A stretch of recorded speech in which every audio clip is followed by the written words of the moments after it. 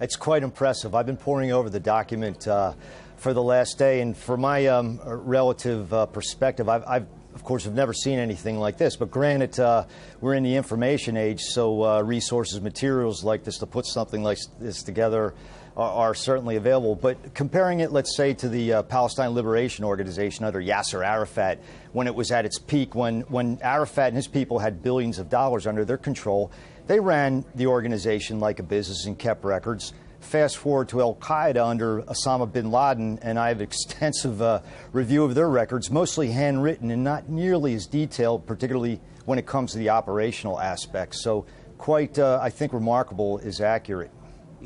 Now, of course, with a normal company account and a company's annual report, it's fully audited by outside auditors. How truthful and accurate do we know whether this is?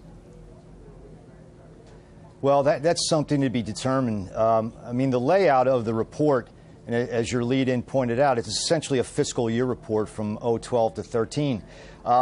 It looks like it was prepared for a board, for a company, if not donors, in their case.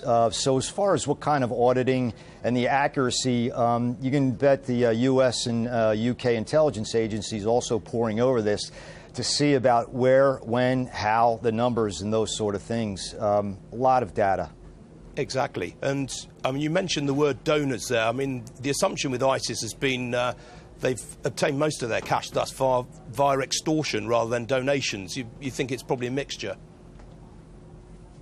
It is a mixture. That's one of the revenue streams, and really ISIS, it's obvious now in the public realm, has been the most effective in streams of revenue and recruiting. Besides extortion from minorities, ethnic and religious minorities, business extortion, shakedown, protection money, it's also worked very hard to garner natural resources.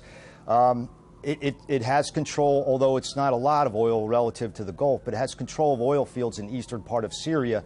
And fighting is going on very fiercely right now in Baiji, Iraq, and that's Iraq's largest oil refinery.